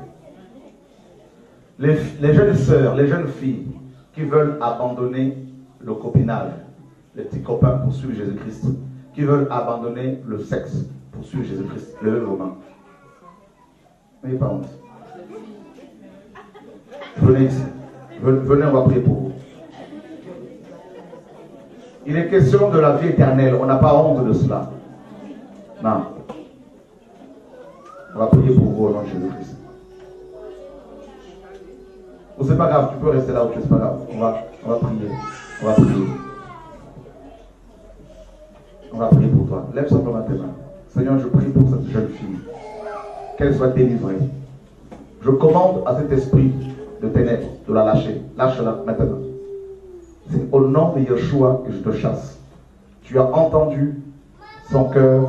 Tu as entendu ce qu'elle a déclaré. Tu peux suivre Jésus-Christ. Tu vas lâcher sa vie maintenant. Au nom de Jésus-Christ de Nazareth, tu t'en vas maintenant. Et tu ne reviens plus jamais dans sa vie. Tu la lâches maintenant. Seigneur, merci pour ta main sur sa vie. Merci pour la délivrance que tu lui as accordée ce soir. Père, merci pour ton onction sur sa vie. Au nom de Jésus. Amen. Il y a une personne qui est beaucoup combattue par un esprit de mari de nuit. Tes nuits sont souvent agitées. Ce démon vient souvent te souiller. Et pendant que je parle, là, cet esprit est très très en colère parce que le Seigneur l'a démasqué. Cet esprit amène beaucoup de problèmes dans ta vie, t'empêche de vivre le bonheur familial. Et le Seigneur est en train de mettre sa main sur toi, de te libérer de ce joug, de te délivrer de ce démon. Au nom de Yeshua, notre Seigneur et Sauveur, je te commande, toi esprit impur, de lâcher cette femme et de ne plus la posséder, la contrôler. Seigneur, merci pour ta main sur sa vie. Okay. Père, au nom de Yeshua, Seigneur, merci pour ta grâce. Il y a des personnes qui ont reçu le don de Dieu ici et qui, à cause des combats, sont presque éteintes, sont presque étouffées. Des personnes qui avaient beaucoup de visions, beaucoup de songes, à cause des hommes, à cause des combats. Tu es presque éteint, tu es presque éteinte. Et cela te fait souffrir. Tu es là, ma soeur. Le Seigneur pose sa main sur toi maintenant. Il y a une onction qui vient sur vous. Vous restaurez vos dons. Pendant que je parle, le Saint-Esprit pose, n'est-ce pas, descend sur vous pour vous restaurer entièrement. Vous allez retrouver votre intimité avec le Seigneur. Vous allez retrouver votre vie de méditation. La vie de la méditation de la parole de Dieu. La vie de la consécration. Au nom de Yeshua. Dieu me dit de te dire qu'il fait de toi une trompette pour aller sonner le chauffard ici et là. Au nom de Yeshua. Il y a un appel sur ta vie pour aller apporter la parole de Dieu aux Indiens. Pour aller apporter la délivrance aux Indiens. Le Seigneur a mis sa main sur toi. Au nom de Yeshua, notre Seigneur le Sauveur. Alléluia. Il y a une onction prophétique là. Viens ici là. Au nom de Yeshua. Alléluia.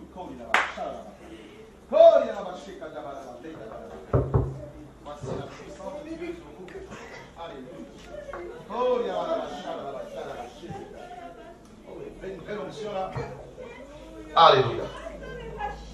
Alléluia. Alléluia. Toutes les personnes qui ont un appel prophétique que le Seigneur va utiliser particulièrement pour crier, pour avertir, n'est-ce pas, l'église de la Guyane, pour avertir les églises, n'est-ce pas, du Brésil et les églises des pays frontaliers, tout ça. Le Seigneur va de plus en plus, n'est-ce pas, vous remplir de son feu. Il a vu votre soif, il a vu vos larmes, tout ça au nom de Yeshua. Il y en a même ici qui prient pour leur famille, qui pleurent pour leurs enfants, pour leurs maris, pour leurs femmes. Et le Seigneur me dit de vous dire qu'il va restaurer des couples, il va restaurer des foyers, il va restaurer des vies au nom de Yeshua. Alléluia. Gloria.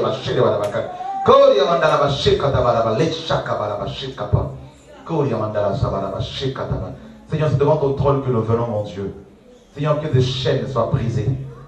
Que des chaînes soient brisées. Tu ne seras plus, n'est-ce pas, contrôlé par ces pensées impures. Tu ne seras plus contrôlé par l'ennemi. Tu ne seras plus géré par Satan, par les démons. Le Seigneur brise la puissance de la malédiction familiale dans ta vie. Au nom de Yeshua. Au nom de Yeshua. Le Seigneur brise cela au nom de Yeshua. Alléluia. Tu as l'impression que ta prière n'est pas exaucée. Tu n'es pas exaucé par le Seigneur. Que ta prière ne monte pas. Tu cries au Seigneur depuis des années. Tu pleures. Plus tu pries, moins, plus tu as l'impression que le Seigneur ne t'entend pas. Le Seigneur te dit, ce n'est qu'une impression, mon enfant. Ce n'est qu'une impression, ma fille. Ce n'est qu'une impression. Le Seigneur marchera au-devant de toi. Il ne va pas t'abandonner, il ne va pas te délaisser au nom de Yeshua. Et ce soir, il te donne une robe toute neuve, une robe, la robe de la fiancée. Parce qu'il t'a fiancé, parce que tu es sa bien-aimée, parce que tu es sa fiancée. Voici l'onction sur toi au nom de Yeshua. Il y a un feu qui est là. Il y a un feu qui est là au nom de Yeshua. Alléluia. Le feu du réveil, Dieu ranime ce feu en toi au nom de Jésus. Alléluia. Comme une sentinelle. Il t'a établi comme une sentinelle. Il t'a établi comme une sentinelle au nom de Yeshua.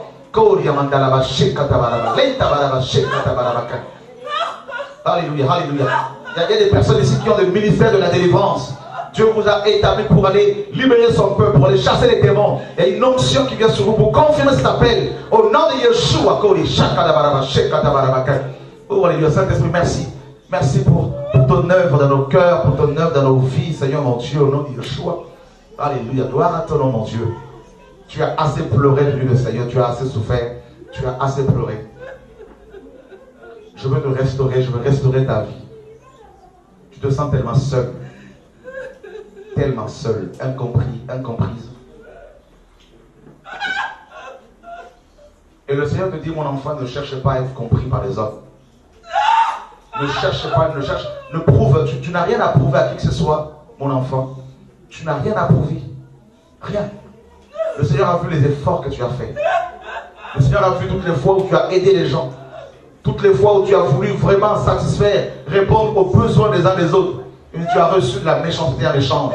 Tu as reçu des paroles de condamnation. tu as reçu des paroles comme des flèches, comme des épines qui sont venues blesser ton âme, blesser ton cœur.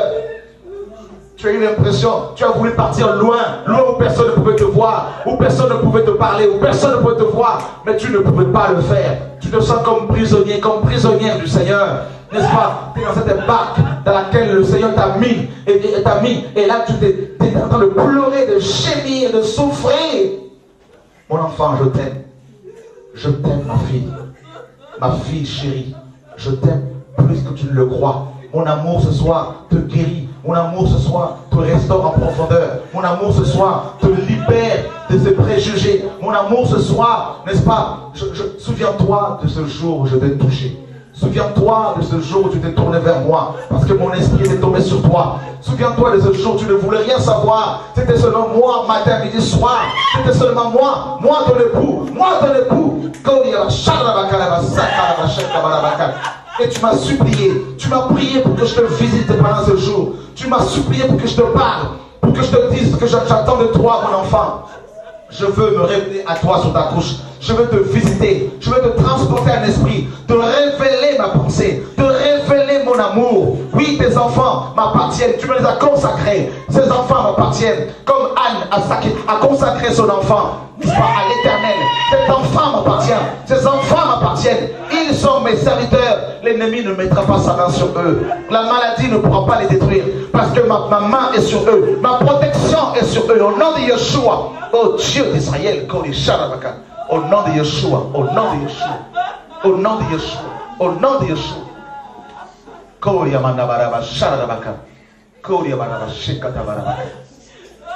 alléluia, alléluia, alléluia. Le Seigneur a vu comment cet homme t'a blessé. Le Seigneur a vu comment tu as été blessé, tu lui as fait tellement confiance. Mais il y a eu une déception comme pas possible, une blessure qui a déchiré ton cœur, ton âme. Et parfois, tu n'arrives même pas à méditer la parole.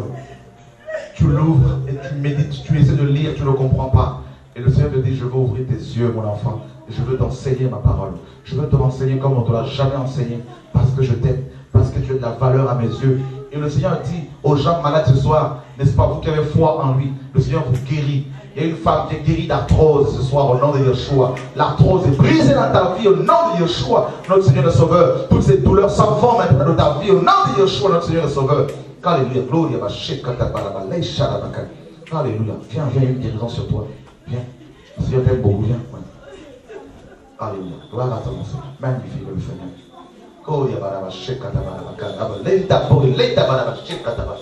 Oh, alléluia, gloria,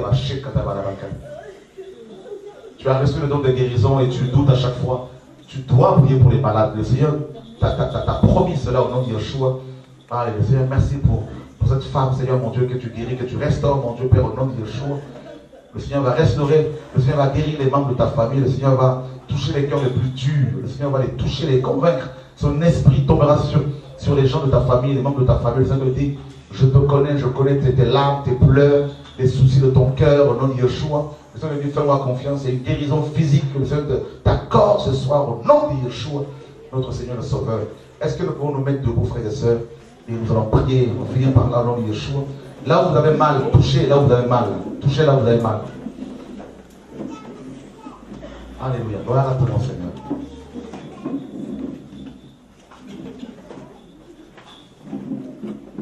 Dans cette présence du Seigneur, aucune maladie ne peut résister.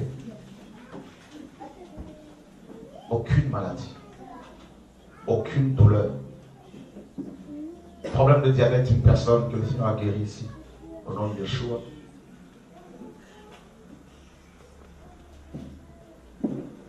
Problème d'incontinence urinaire, que le Seigneur aussi a guéri. Problème d'impuissance pour une personne, un homme, que le Seigneur également a guéri au nom de Yeshua. Alléluia, magnifique le Seigneur. Père, merci pour ton nom. Merci pour ta fidélité. Merci pour ta bonté. Merci pour ta grâce. Seigneur, sauve cette nation. Sauve ce peuple, Père. Sauve, oh Dieu. Restaure leur cœur. Restaure leur vie. Restaure, Seigneur. Restaure. Une personne qui est ici, une femme, tu as été violée. Et depuis, ta vie a basculé. Basculé. tu en souffres. Ça te ronge. Le Seigneur guérit ton âme. Oui, il a guéri. Une personne qui a été beaucoup rejetée par ses parents, notamment par ton père, qui était très dur avec toi, qui était très dur avec ta mère, qui était rarement à la maison, et tu as vu ta mère pleurer. Ça t'a brisé le cœur. Et tu as une mauvaise image des hommes. Et ça t'a forgé un caractère tellement dur. Toutes ces douleurs remontent. Au nom de Yeshua. Au nom de Yeshua. Au nom de Yeshua. Au nom de Yeshua. Donc sur elle. Sois libéré au nom de Yeshua. Sois guéri. Sois guéri. Dieu guérit ton âme. Le Seigneur restaure ta vie. Tu as beaucoup pleuré à cause des hommes. Tu as beaucoup pleuré. Pour tes enfants, le Seigneur va toucher la famille. Le Seigneur va guérir la famille au nom de Yeshua. C'est ta guérison, ta délivrance au nom de Yeshua. Au nom de Yeshua. Oh, une onction là, mes amis. Que chacun prie. Que chacun prie. Prions le Seigneur pendant qu'il vous guérit, pendant qu'il vous touche. Le Seigneur guérit ton âme aussi. Tu as tellement pleuré, tellement souffert. Au nom de Yeshua. Au nom de Yeshua. Au nom de Yeshua. Au nom de Yeshua. Parle à Dieu par rapport à ta famille. Pendant que sa présence est là. Parle à Dieu. Il y a un esprit de serpent qui quitte quelqu'un. Un esprit de serpent. C'est une malédiction qu'on t'a lancée pour te détruire, pour voler ta santé. Cet esprit de serpent, lâche ta vie maintenant. Tu vas quitter ce corps. Maintenant, au nom de Jésus de Nazareth. Tu vas lâcher cette vie. Quitte cette soeur. Quitte-la. Voilà. Quitte. Je dis sors là. Voilà, quitte-la au nom de Jésus. Quitte-la. Voilà. Sors. Allez, sortez. Allez,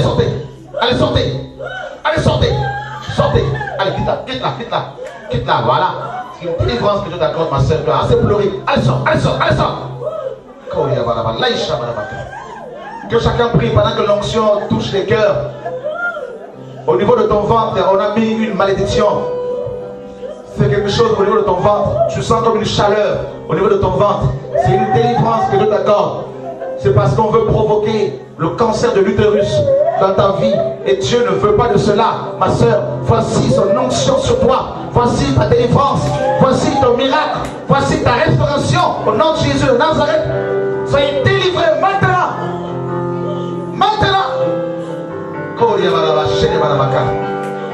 Cancer de sein, tu ne l'auras pas. Au niveau de ton sein, il y a comme une grosseur. Tout ça, le Seigneur l'enlève au nom de Jésus de Nazareth. Il l'enlève maintenant au nom de Jésus. Maintenant au nom de Jésus de Nazareth. Alléluia. Gloria mandala shekata barabaka. Gloria mandala shekata barabaka. Gloria mandala shara bakara shekata barabaka. Gloria mandala shekata barabaka. Au nom de Yeshua. Au nom de Yeshua. Au nom de Yeshua. Au nom de Yeshua. Père, merci. Merci mon Dieu. Merci mon Dieu. Merci mon Dieu. La colère, Dieu libère quelqu'un de la colère. Tu as hérité de ta famille. Voici ta délivrance par rapport à la colère au nom de Jésus. La colère t'abandonne, la colère te laisse au nom de Jésus de Nazareth. Alléluia, gloria mandala basheka barabasheka tabarabaka. Alléluia, gloria basheka. Viens. Ouais, viens. Derrière. Alléluia. Une onction sur moi, guérison au nom de Jésus. Gloria barabasheka tabarabaka. Gloria mandala basheka tabarabaka. Gloria barabasheka tabarabaka. Vous allez retrouver votre vigueur, votre force dans la prière au nom de Jésus. Alléluia. Tu es comme une sentinelle, le Seigneur te prépare au nom de Yeshua. Alléluia. Pour l'aider, une onction sur elle. Gloria basheka. Gloria basheka. Viens, viens, une onction sur toi. Gloria barabalenta barabaka. Sharabaka. Gloria mandala basheka. Père, je t'aime. Gloria basheka. La force du Seigneur, elle est là, une onction sur elle. C'est là. Dieu, oh mon Dieu, oh mon Dieu, oh mon Dieu. Merci l'onction sur toi. C'est le ministère prophétique. Dieu t'appelle, il te prépare pour cela. Au nom de Yeshua, oh mon Dieu. Merci Seigneur, merci mon Dieu. Viens ma soeur. Alléluia. Cette onction va vous accompagner partout. Cette onction va vous accompagner partout. Au nom de Jésus, viens. Oh, aidez-la, aidez-la. Une onction sur elle. Oh mon Dieu, mon roi. Amène-la-moi, amène-la-moi. Elle va beaucoup parler de la parole du Seigneur. Elle va beaucoup partager la parole du Seigneur. Alléluia. Au nom de Yeshua. Sois complètement guéri, restauré, délivré au nom de Yeshua. Que le numéro retire sa main de ta vie maintenant. Au nom de Jésus de Nazareth. Au nom de Jésus. Au nom de Jésus.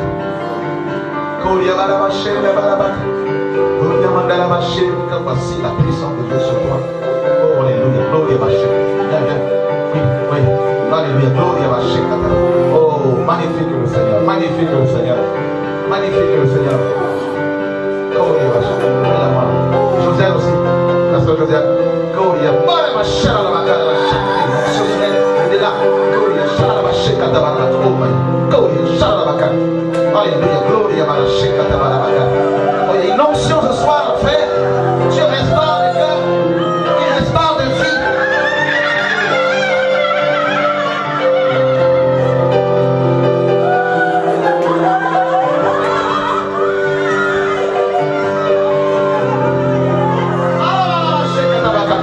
Oh, il y a une onction ce soir pour vous. Dieu vous restaure au nom de Yeshua. Oh, alléluia. Gloria ma chère. La macana.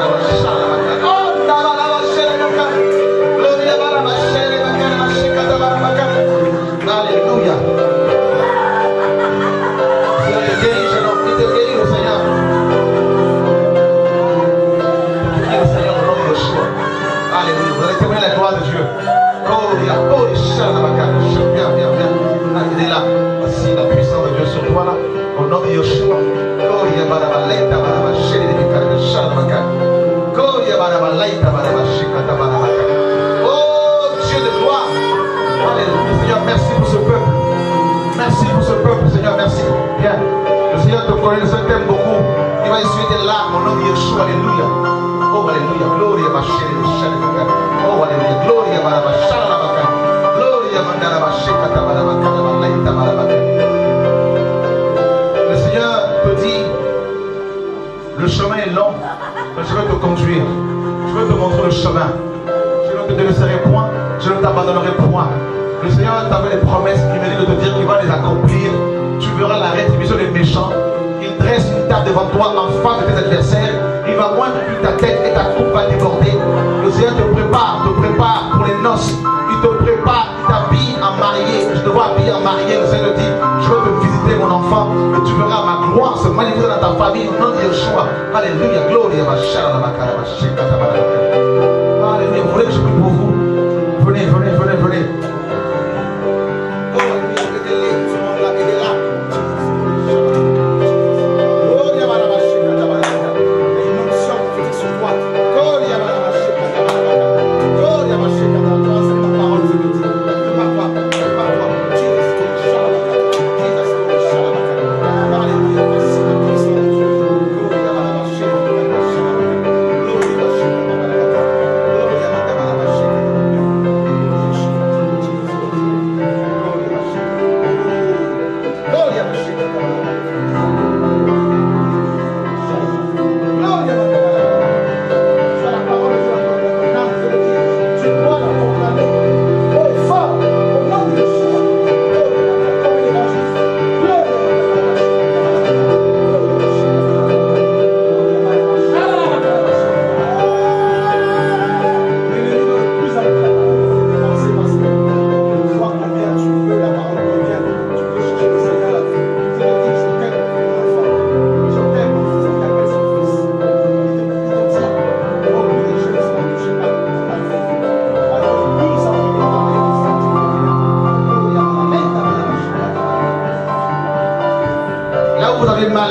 Touchez là où vous avez mal. La douleur là est partie au nom de Jésus. Là où vous avez mal. Appelle-moi ce frère. Dis-le de venir. Une onction sur lui. Viens frère. une onction sur toi. Tu vas beaucoup proclamer la parole de Dieu. Viens, viens, viens, viens. Le Seigneur a vu tes larmes, tes pleurs. Le Seigneur voit tes combats. Tu vas servir le Seigneur. Tu vas beaucoup voyager pour le Seigneur. Au nom de Yeshua. Voici l'onction sur toi. Au nom de Yeshua. Voici l'onction sur toi. Voici la gloire de Dieu sur toi. Au nom de Jésus de Nazareth. Aidez-le, c'est fort sur lui. C'est une onction prophétique. Tu vas beaucoup voyager pour le Seigneur. Dieu ne veut pas te toucher aux femmes parce qu'il est jaloux de ce qu'il a mis en toi. Au nom de Yeshua, au nom de Yeshua.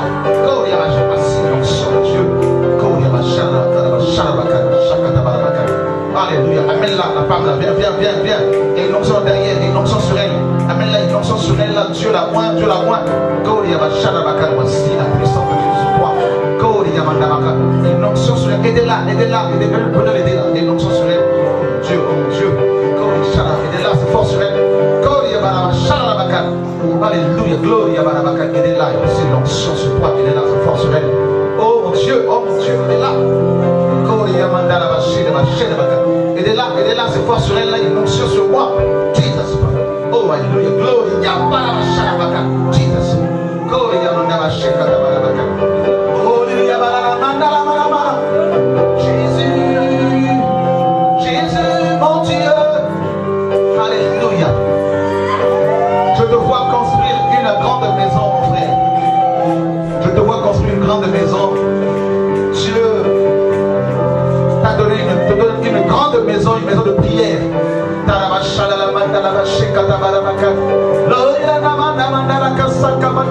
Une maison de prière. Tu vois, une grande maison qui va recevoir beaucoup de missionnaires au nom de Yeshua. Et Dieu me dit de te dire, ta famille élargie, je veux commencer à la visiter pour la gloire de mon nom, au nom de Yeshua. Une porte est ouverte devant toi que personne ne peut fermer. Personne, personne, personne, personne, personne, personne, au nom de Yeshua. Au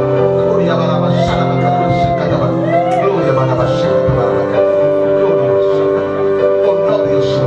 Que cet homme soit guéri, mon Dieu, guéri, restauré au nom de Jésus. Au nom de Jésus de Nazareth. Au nom de Jésus. Au nom de Jésus.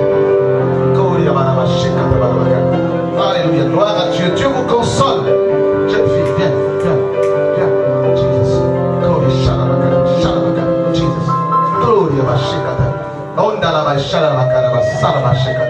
Est-ce qu'on peut acclamer notre Dieu pour sa grâce?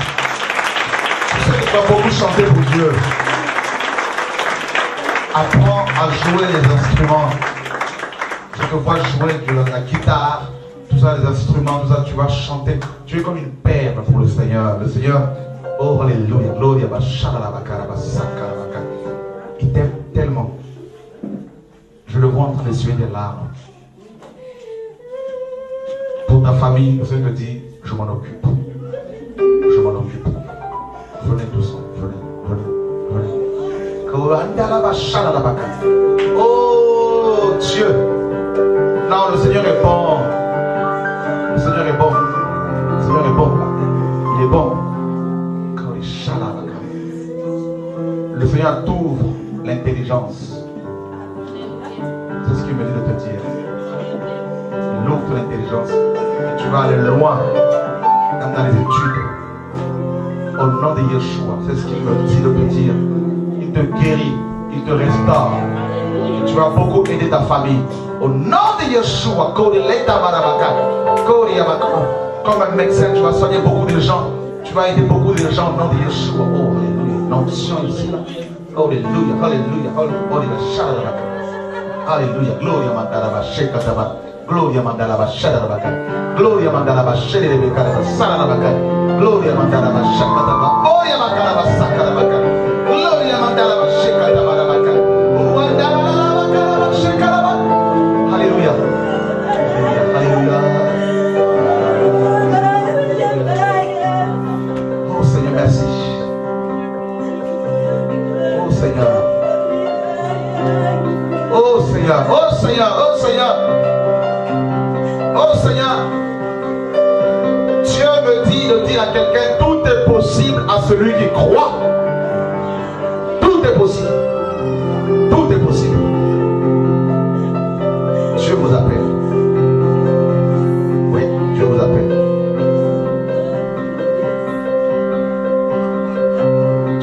Dieu veut se révéler à toi comme un père. Dieu voit tes larmes, Dieu voit ton cœur. Parfois tu as l'impression qu'on ne te comprend pas. Le Seigneur te dit, je veux que tu me serves. Je veux que tu me serves. Lève tes mains. Seigneur, merci pour ton onction sur sa vie. Oh, oh Père, magnifique le Seigneur. Apprends beaucoup l'anglais, parce que tu vas beaucoup travailler avec les anglophones. Au nom de Yeshua. Est-ce qu'on peut tous ensemble acclamer notre Dieu pour de ce nom? On a fini presque.